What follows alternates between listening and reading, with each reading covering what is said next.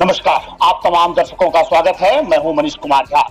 News 69 Bharat जगह जगह जाकर आपको दिखाता रहा है जनहित से जुड़ा मुद्दा क्या रहा है।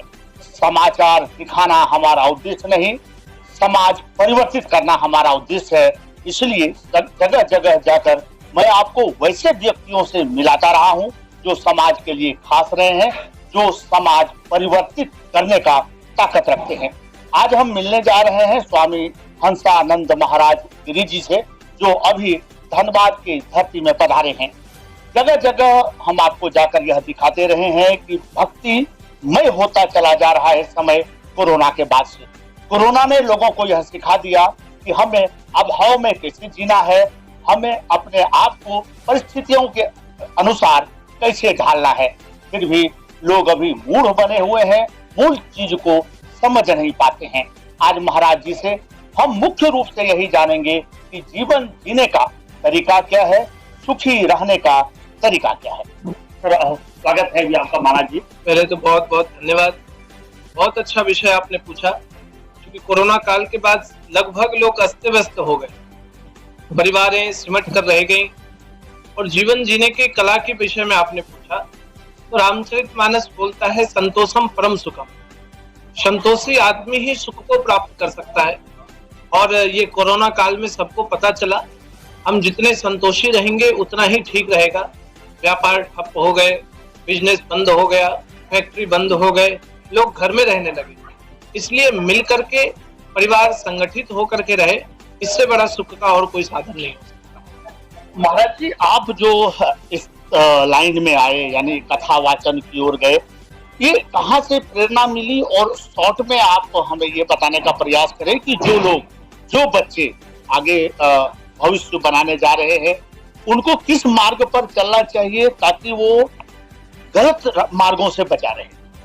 देखिए, मेरे प्रेरणा स्रोत तो स्वामी विवेकानंद जी रहे। क्योंकि मैं युवा सन्यासी हूँ, जब विद्यालय में पढ़ता था स्वामी विवेकानंद जी की प्रतिमा थी, उनको देख करके मैं प्रेरित हुआ और घर छोड़ा।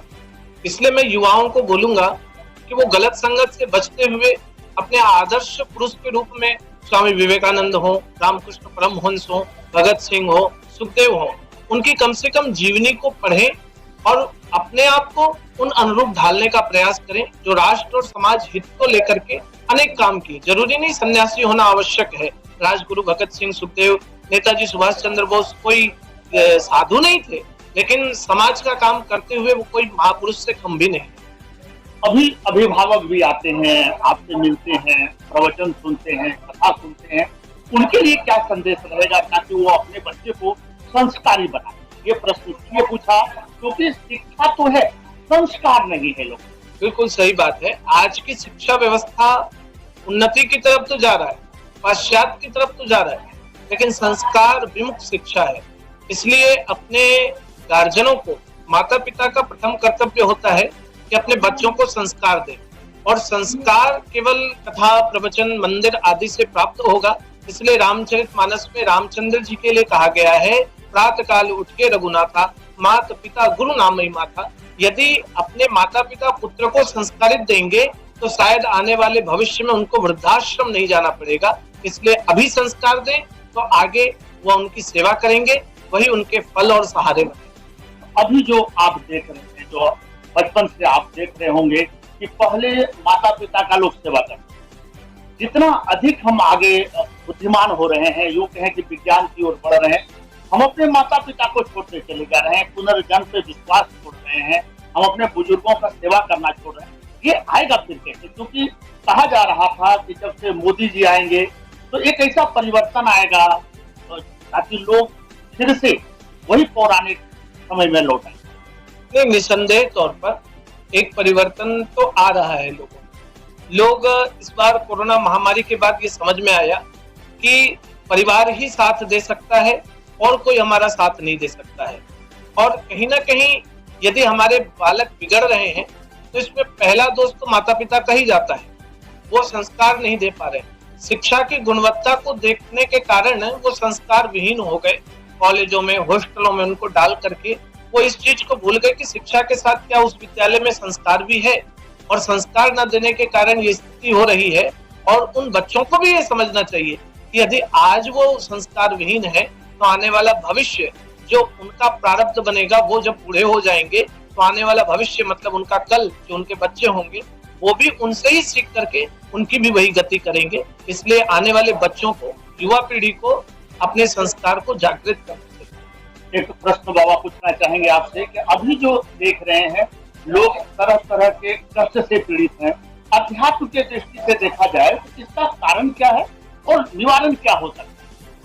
देखिए, आध्यात्म की दृष्टि से कष्ट तो कहा जाता है वो प्रारब्ध का योग, जो हमने किया वो भोगना है। और निवारण एक ही है कि हम भगवान की शरण में चलें, भगवत शरण में जाएंगे तो हमें लाभ मिलेगा। इसीलिए भूत, वर्तमान और भविष्य की बात कही जाती है।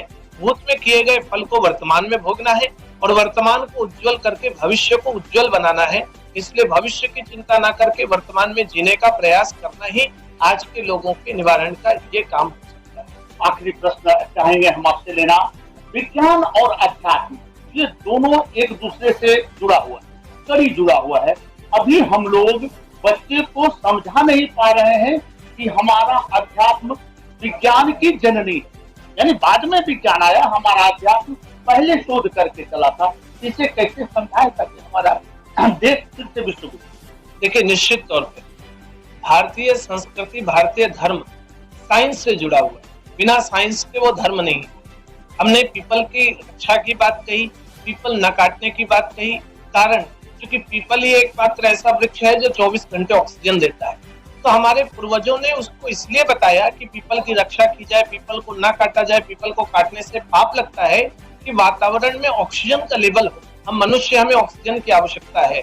तो कहीं ना कहीं हमारा भी कर्तव्य है, साधुओं का भी कर्तव्य है और शिक्षण संस्थानों का भी कर्तव्य है कि वो इस चीज को समझाएं कि मेडिकल साइंस, विज्ञान और धर्म शास्त्र कहीं अलग अलग नहीं है। हमारा धर्म विज्ञान पर आधारित सत्य है, इसलिए उसको मानना ही पड़ेगा कि भारतीय सनातन धर्म विज्ञान से जुड़ा हुआ है या सनातन धर्म से ही विज्ञान प्रकट हुआ है। आपने बहुमूल्य समय दिया, बहुत बहुत धन्यवाद आपका।